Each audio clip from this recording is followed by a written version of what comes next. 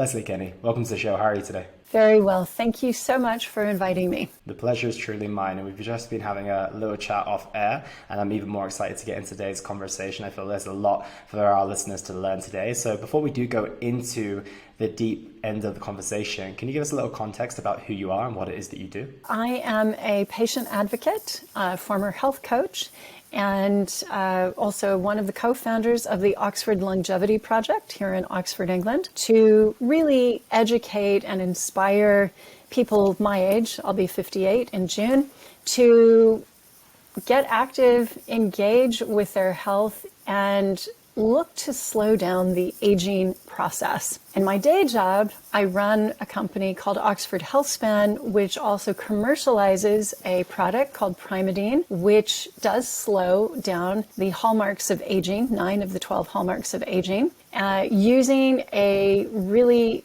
badly named molecule called spermidine. Another beautifully named molecule called nobiletin, again, a less fortunate one called spermine. You couldn't have picked those names any better, could you? No. And I'm sorry to say they were all, spermine and spermidine were both named by a Dutchman, by a man. There's the sense making of it all. But coming back to that story, you didn't come across this randomly. What led you down the path of discovering this molecule that now has a lot of utility in your life and in many people's life who have experienced it? Well, as I mentioned, I'm a patient advocate. I'm a rheumatoid arthritis patient, as well as a lupus and Hashimoto's thyroiditis patient. And it was through my interest in the research here at the University of Oxford around immunology and rheumatology that I learned about spermidine and how it had been used successfully in mice to improve immune function. So I will again underscore the fact that this was in mice, and we are not mice, we are humans. But you have to, when you have a hypothesis in science, you certainly want to start with, you start with worms and flies, then you go to mice. Once you're in mammals, then, on your way to proof of concept for humans, you might then go on to other larger animals.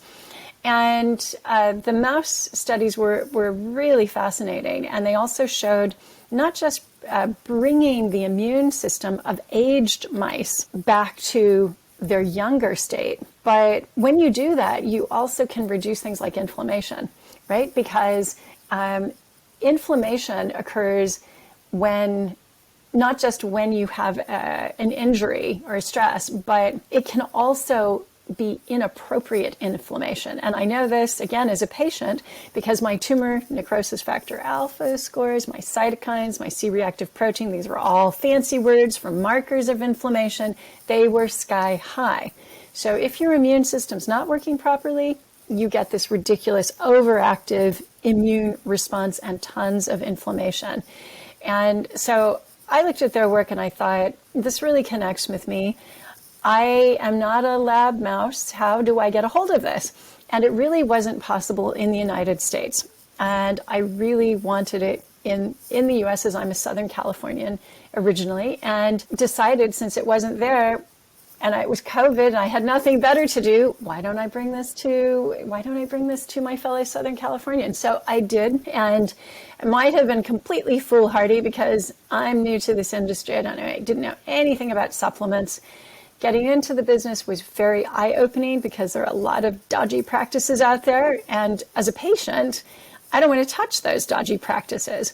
I want everything to be super clean, double tested to make sure that the amount that is stated on the bottle is the amount that you get in the product, and no nasty fillers or things that you don't need.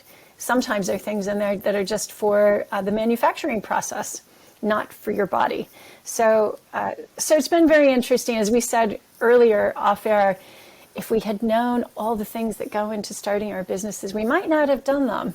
But here we are. We were naive, and it has led us down this particular garden path.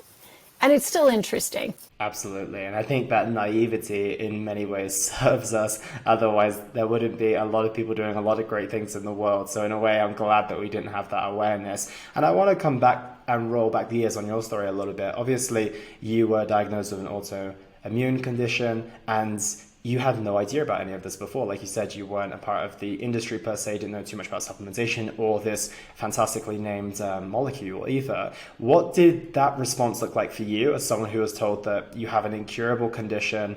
Usually most people's perspective would be, okay, maybe I'll get a second opinion. But a lot of people would just say, okay, to the doctor, like I trust this person in the white coat. I trust they wouldn't tell me this for any other reason. What led you down the path of not being able to accept that and then really, really traveling down this path to find a way to ultimately help yourself? I was very lucky because I was diagnosed initially with rheumatoid arthritis and then with lupus, and there was no cure for lupus. So I got this gigantic box of syringes with little diabetic needles, and syringes were full of immune suppressants, so I could inject myself.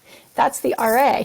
But then the lupus, there was no box. The doctor said, sadly, we don't have a cure. And I was doing my 5th round of IVF at that time. I was using donor eggs because I was an older patient. I was 39 at the time, and you're sort of really over the hill fertility-wise. In the world of fertility docs, that is old, so must do donor eggs. And I just said to the doctor, hey, super inconvenient. I'm on a timeline here. I have an IVF thing like all scheduled. I've got the donor with the donor eggs. This is not going to work with my life, schedule, diary. New answer, find a new answer.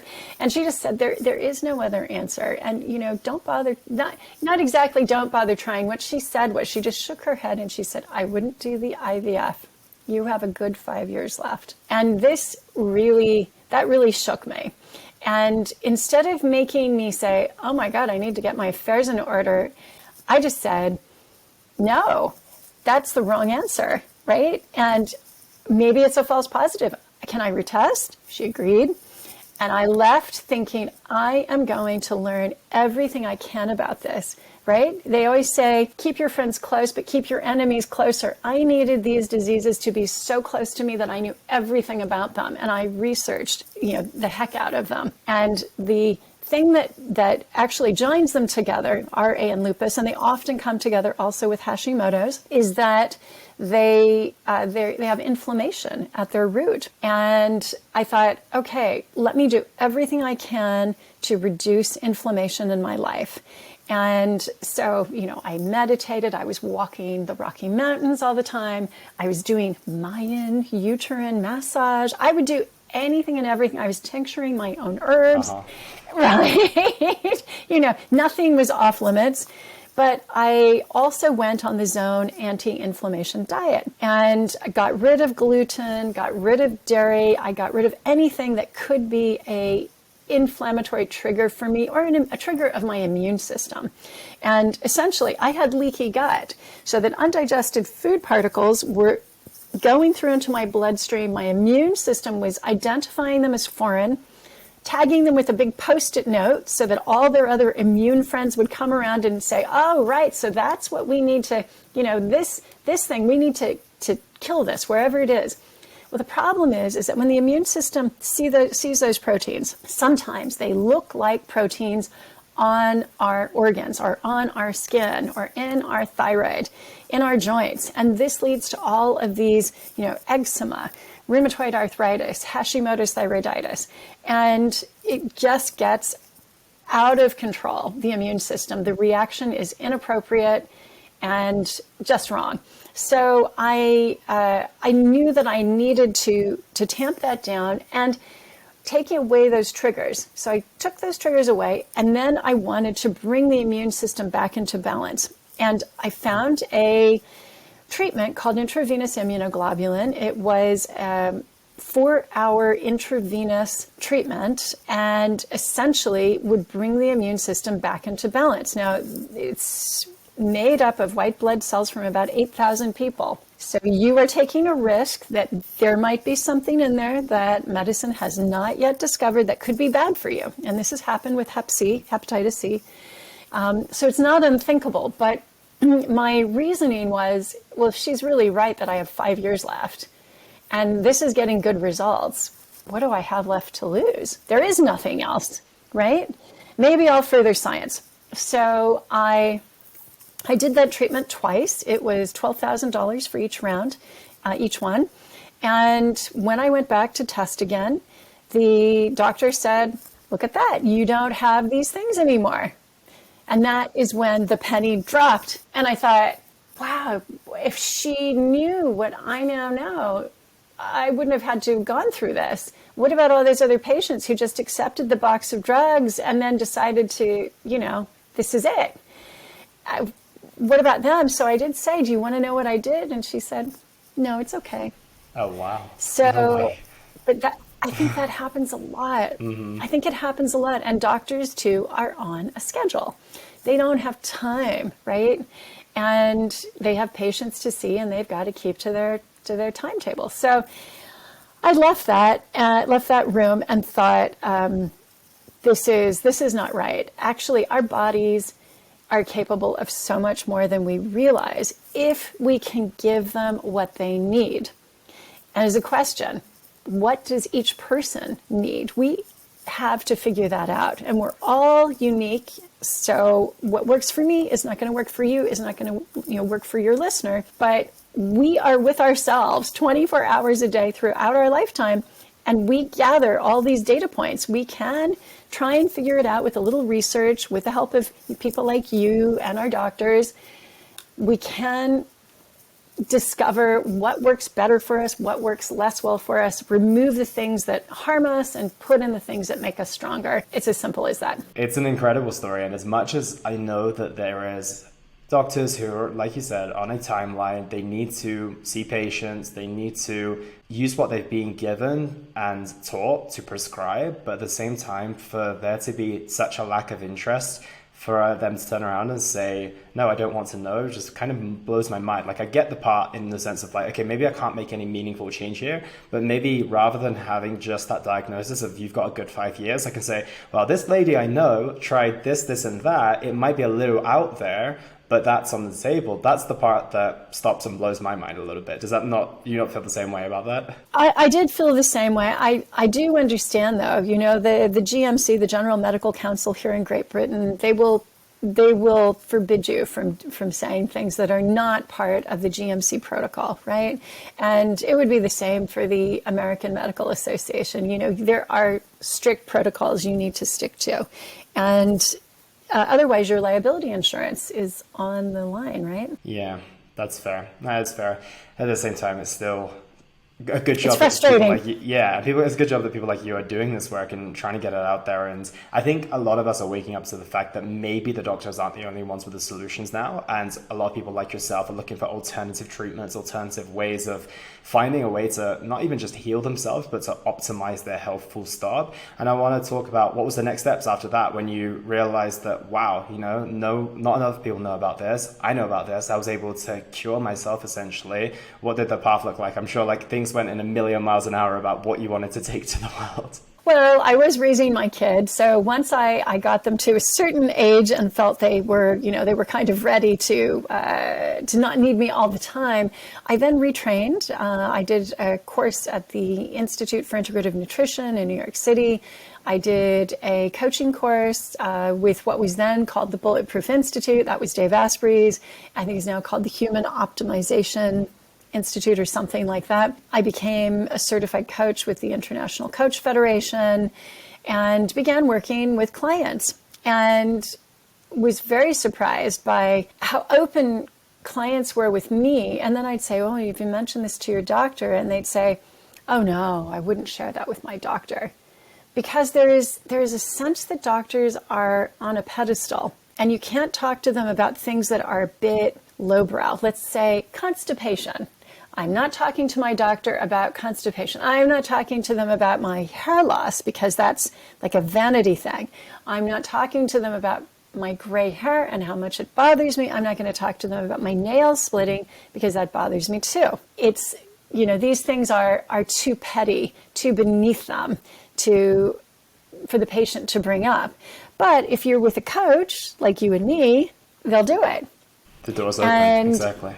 The door's open, right? Because we're a bit more accessible. We're not going to judge them. I think that there's this fear, oh, the doctor is going to think I'm so petty for worrying about my hair going gray. right? Because there's a power dynamic. They are the authority figure. They're the teacher. You don't go to your teacher and say, "Oh my God, look at this. Look at my skin, or look at my hair." And it's a shame. Like you said, there is like this gap between, and that's something that usually I would say that I don't even really have to open the door too much of as a coach, and you might have noticed that yourself. It's like you almost bring those things to the table and they're like, oh, okay, I've been dying to tell someone about this, especially someone who might be able to help you. And then all of a sudden they see like even the door is just like ajar. They're like, okay, well, I'm going to open this all the way up and I'm now going to tell you about all of my digestive habits and all these things that are going on in my life, right? But that's or the my beauty foot of it. fungus.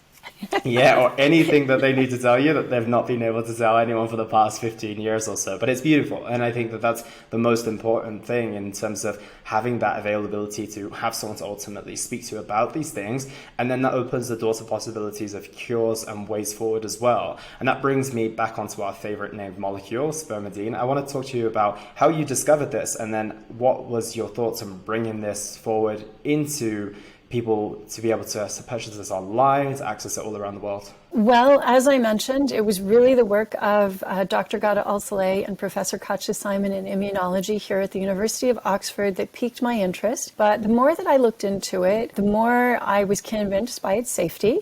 There had been over 13,000 studies done on what are known as the polyamines. So these basically means, it's a fancy word for saying that these things are made out of amino acids. And a lot of us, if we're in the gym, we might take creatine or we might take branched chain amino acids, collagen, of course, everybody's favorite amino acid, set of amino acids.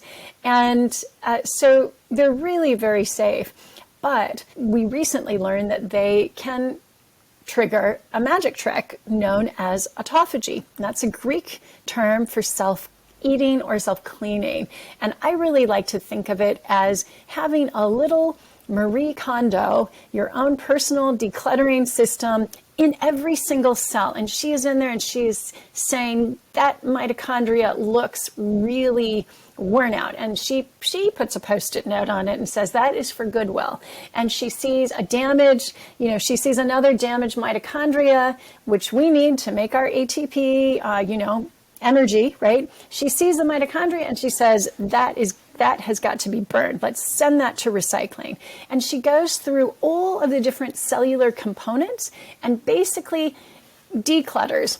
And anything that she can recycle, she breaks that bit off and she does recycle it.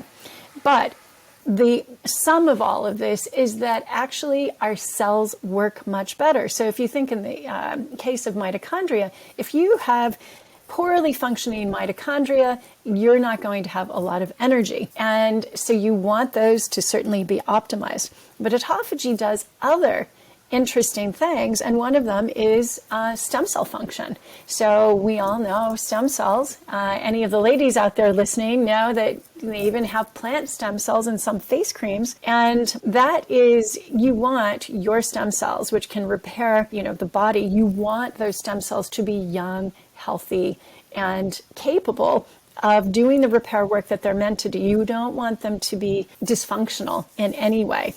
And then I also learned that spermidine helps with these telomeres. So telomeres are the end cap of the chromosomes, like your shoelaces, right? Those caps at the end of shoelaces, and they fray, if they get old.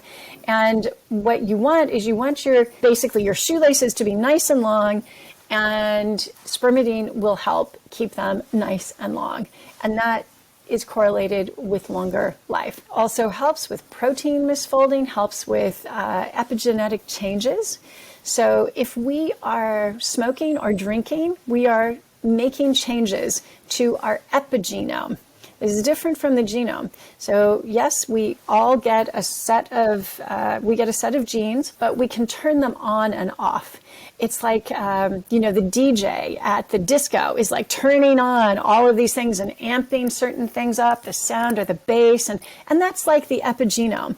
And so we can do that with our genetics too. So if you smoke, you're going to be turning something on, but spermidine can actually help reverse that change. And that is very, very powerful. So once I saw some of these superpowers, I realized that I just had to bring this to market. And as I said, it was during COVID. I didn't know any better. I did say to Katja Simon, are you sure I should do this? It's COVID right now. I can't even travel to Japan where I was going to source this. And she said, Leslie, we need this more than ever now. You have to do this. So with her encouragement, I give her full credit. I went ahead and slowly but surely we began to develop a fan base. And I don't know how Hollywood starlets discover products like this, but they do. And in Britain, Carol Vorderman is a big fan and has been on it for the last 2 years and is very public about it and has really dug into the science. I did not know who she was when I first met her because she used her married name, but she asked for lots of studies, wanted to really dig into the research and then started taking it, and suddenly we noticed, oh, Carol Vorderman is following us. I wonder if she'd like to try some. And when we asked her, she said, oh, I've been on it for the last however many months. I thought, wow, that's amazing. She's a very good advert, right? Because she looks, I mean, both you and Carol Vorderman are fantastic adverts for it. Oh, thank you very much. Yes, she's phenomenal. And her brain is so sharp, right? Yeah, absolutely, exactly. And I'm very curious to ask the question off the back of this as well. Collagen is one of those ones that it's becoming a household name. In the past, it was only the thing that people knew, maybe that was within their skin or maybe their facial products or something along those lines. But now a ton of people know about collagen supplementation. What's the difference between something like spermidine supplementation compared to collagen supplementation? Well, so if you're taking collagen supplements, and I know this on the muscle side, there's been research done at UC Davis in Northern California, where they noticed that if you were just supplementing with collagen before you exercised, you weren't developing muscle in the way that you could if you just supplemented with as little as 35 milligrams of vitamin C together with the collagen. And so sometimes you need that little bit extra, that other thing, that cofactor, and in this case, that's vitamin C, to really unlock the benefits for the body. With regard to spermidine itself, spermidine is produced by bacteria on the face. So on the skin, we have our own topical skin biome. And there are bacteria, obviously, which we can't see, that are manufacturing different chemicals. And one of the molecules they can make is spermidine. And that spermidine actually upregulates or increases the production of collagen and elastin in the skin. It tells the skin, increase this, which is very good. So healthy skin biome will have on top of it spermidine. Internally, though, you can take this supplementally, you can get it in your food, and it will do a similar thing. It will also increase collagen and elastin expression. Amazing. So you would say that it's kind of just as powerful, if not, because of obviously collagen is more to do with the skin and the muscles versus, increasing longevity and increasing the telomere length, etc. And also autophagy as well, right? Yeah. Well, they're different things. I mean, it's sort of like comparing an apple to an orange. Sure. Collagen is obviously important to our joints as well, not just skin. And ligaments. But for me, spermidine's superpower is really in the fact that it can slow down 9 of the 12 hallmarks of aging. And in the fact that one of those hallmarks is triggering autophagy. The fact that it also can slow down inflammation, that it helps with leaky gut. These are also very big, these are big keys to human health. And if we're just thinking about skin, obviously we don't want to have inflamed skin, right? So spermidine can do that on its own without regard to, without even paying attention to the fact that it can upregulate collagen and elastin. Yeah, absolutely. And I'm curious to get an idea of the results that we can expect. A lot of people will be thinking, okay, you've piques my curiosity, but now what am I going to see? That's the challenge I find with supplements, full stop, is that you don't know if you're buying good quality, but I trust in the work that you're doing, the fact you're working with scientists to bring this forward in a quality and ethical way. So that's the first challenge most of the time people have with supplements. But the second challenge is knowing the effectiveness of them. Even if you do have a very, very high quality supplement, sometimes it takes a little while to see the effects, and sometimes you just got to trust that it's doing the work internally. What type of impacts can we expect to see if supplementing with it? How long does it take? How much, etc.? Well, first of all, in terms of dosage, we do know from studies in humans that 1 milligram of spermidine is the minimum effective dose for improvements in cognition. And that was an older, a cohort of older patients who had subjective cognitive decline. And they found that their memory improved and cognition improved as well. So that's on the dose. And that's the dose that we have in both of our products, the gluten-free spermidine and in the highly concentrated defatted wheat germ product. And then in terms of results, well, everybody is different. So let's think about somebody who's been extremely sick, someone who has, long, that thing that we're not allowed to say, that virus thing, right? Say they've had that, they've experienced a lot of hair fall, they are extremely tired. Well, they're depleted in a lot of things, and they are in not the same physical condition as, say, you are, who are really in peak shape, and you have been looking after yourself, and I trust you haven't had this recently. So if you take it, of course, you're going to see results faster than they will, because they're so terribly depleted, right? And the same goes for someone who is 90 versus somebody who is, say, 55. The 55-year-old will see the results faster, to be honest. That said, I have a photo of someone who was 79 at the time this was taken. They were on the product for 5 months, and you can see how their hair color began to return, but it's all at the root, and the ends are white. Oh, wow. So that doesn't happen for everyone, but it is something that happens for some people. So Dr. Stephanie Estima in Canada, she had that effect. I'm trying to think who some of the other folks were that had this. Another thing is you would see baby hair growth. So baby hairs are, you can see some of mine right here. When you see little kids, they often have this baby hair at their temples. And that is a sign of faster cellular turnover, as is faster nail growth. When that happens, we know that this is happening inside too. And one of the areas inside our bodies that requires faster cellular turnover to stay healthy is the gut lining, which is only 1 cell thick. And you want that gut lining to be nice and tight so that those undigested proteins that were in our digestive system do not pass into the bloodstream and trigger an autoimmune attack, right? So the gut lining will completely, it's like a snake shedding its skin. The gut lining will completely turn over every 72 hours. And at least if we're healthy, it will.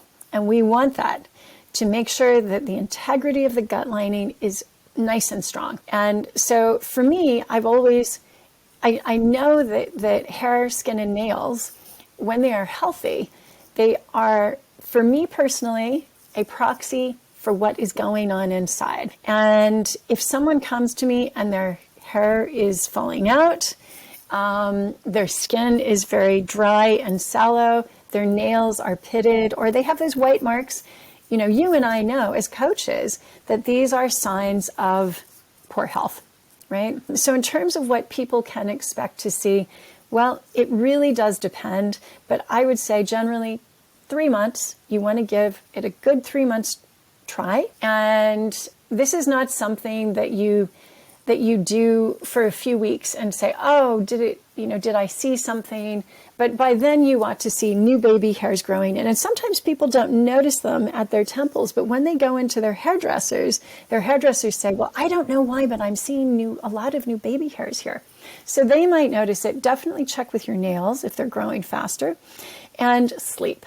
Sleep is another area. If you have an Oura Ring or a BioStrap or a Whoop, one of these wearable tracking devices, do check your sleep, because there's something about spermidine. We know that it impacts, and Nobilitin does this too, it will impact at least 2 of the 8 clock genes. And the clock genes have an impact on the chiasmatic nucleus, which in turn modulates circadian rhythm. That is all tied up to having good sleep at the right time. So we have lots of people who tell us that their sleep improves, especially women. That's incredible. And if anything sells it in itself, I think everyone could benefit from some better sleep as well. And I want to come into that as well. Obviously, every single supplement or anything that you take can be enhanced and accelerated through lifestyle interventions as well. What are some of the major things that you did alongside, obviously, supplementation with spermazine, and also all the things that you did within the treatment that you had when you were diagnosed with rheumatoid arthritis? What type of things did you do from a lifestyle perspective that you find super beneficial? And I'm sure that you went through a lot of that when you went through Dave Asprey's coaching course as well. So what are some of the things, because there's a lot of buzzwords at the moment, there's a lot of things that people are claiming to be incredible and they're maybe not quite as incredible. So I'd love to get someone who's very neutral on the situation to give us a take on what is actually beneficial and what other things maybe we can park for the time being. I think I would go straight back to basics and go to movement, sleep, and light. And I touched on light and circadian rhythm, or maybe I haven't, but basically, we have these photoreceptors in our eyes that have nothing to do with sight, but have everything to do with sensing whether or not it is light or dark. And this was discovered here at the University of Oxford. Now, you're an Oxford boy, so you should be quite proud of this. And basically, we can reset those photoreceptors by going outside every day and just exposing our eyes to some sunlight. And if we do this in the morning, the body gets a signal that says, oh, right, it's light, so I need to increase cortisol. Cortisol is going to allow me to stand up and not fall over and hit my head. And it's going to allow me to be alert to any kind of threat or danger. And I'm also going to now set my clock so that about 8 hours later, say 4 o'clock in the afternoon, I'm going to start manufacturing melatonin. And so really getting that early morning light exposure is so important. But today, we spend 90 to 95% of our day indoors. So we aren't getting that circadian signal. And it's not surprising that so many people suffer from insomnia. And even young people have this problem. Why? Because, of course, they have their devices with all that blue light, and that blue light is just like daylight. So daylight is blue spectrum light. Your photoreceptors see that blue spectrum light. They say, oh, let's increase cortisol, a stress hormone, and let's downregulate melatonin production so we can't sleep. So it's really important that we get the light correct, that we make things dark when they are meant to be dark and make things light when they're meant to be light. So starting the day with an early morning walk, just some movement, or even going to the garden and just doing some, Tai Chi or some Qigong, just some easy stretching movements. Just even having your coffee outside is good, and maybe try balancing on one leg. I like to stack things if possible. That, of course, then falls into sleep, which I think is a really big lifestyle thing. We have just got to prioritize sleep. This is when the body rests and digests and repairs itself. Some autophagy is happening then. If you are able to take autophagy activators before sleep, then you are going to kickstart that autophagic process. If you take some as you wake up, something that triggers autophagy when you wake up, then you're going to prolong that process of autophagy. That overnight fast will help induce some of that. So it's very, very important. It's also especially important for women to get deep sleep, because that is the only time that the glymphatic system in the brain, that's like, we women know about the lymphatic system that gets rid of cellulite. Well, glymphatic system kind of gets rid of the cellulite equivalent in the brain. All these tau tangles and things. You want to get rid of debris in the brain, and that only happens during deep sleep phases. That is between 10 p.m. and 2 a.m. And if you miss that window, they've often said you miss that window. There is a little hack. You can use spermidine. Even if you go to bed after 2, you can use spermidine and you can still catch that window. We've had so many clients that have been able to do it. But you do want that because that clearing out, that decluttering of neurological waste is really important to prevent things like dementia and Alzheimer's later on in life, and that afflicts women at twice the rate that it does men. So very important for us women to get that deep sleep. Finally, movement.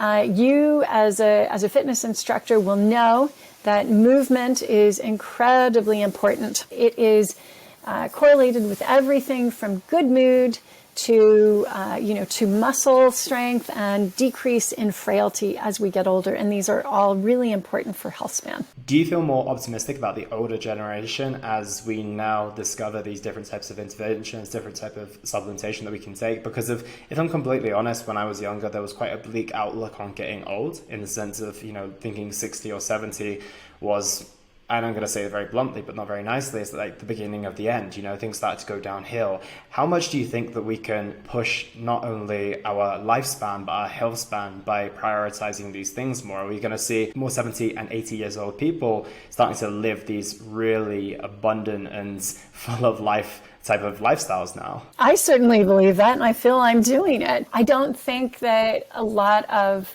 people who are 58 want to go out and say, I'm going to start a business now. A lot of them are thinking about winding things down. But if you look at me, or you look at, say, Carol Vorderman, we're out there and we're starting new things, and it's really exciting. This is something that Professor Andrew Scott at London Business School has done a lot of work on, and he's got a book called The 100-Year Life, and really has looked at the fact that if we have good health as we get older, we actually have this additional act to the play. It's not a 2-act play anymore. Now we have like an additional 30 years where we have all this wisdom, we have a lot of confidence, experience, and we're no longer worried about living the stories that our parents or our teachers or society told us we ought to live.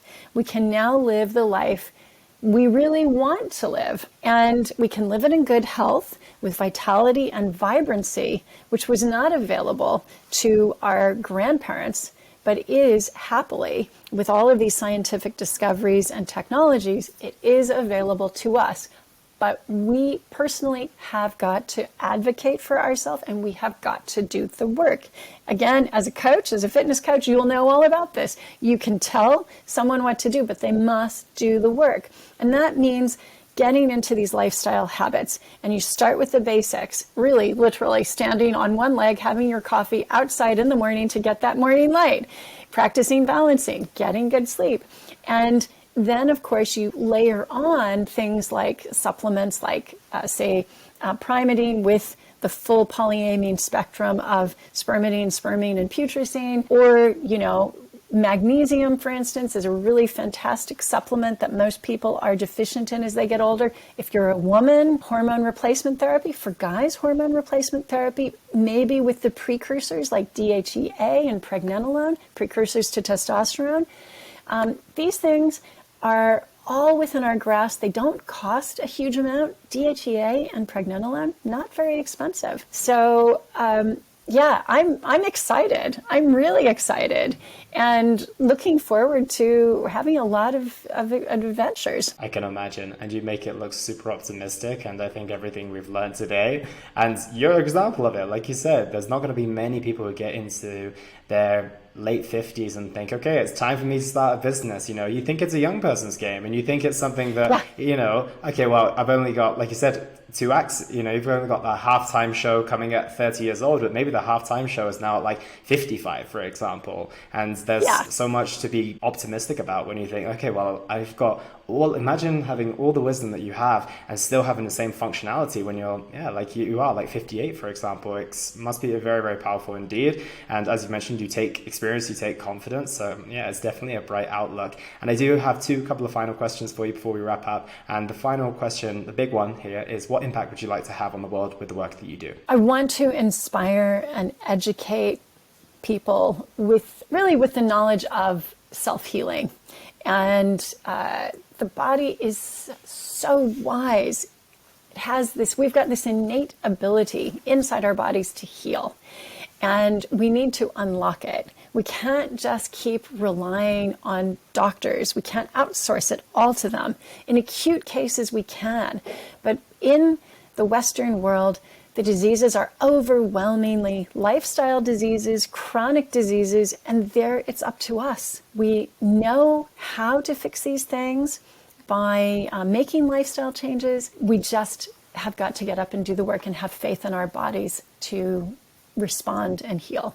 So that's really what I want to do. Inspire, empower, educate. I love that. And where is the best place for people to find you if they want to keep up with the work that you're doing, Leslie? Well, if you want to learn about the Oxford Longevity Project and the work we do to promote the idea of autophagy and different diseases, how it can help with different diseases, go to the oxfordlongevityproject.org. If you want to learn about, spermidine, polyamines, go to Oxford Health Span, like the span of a bridge.com.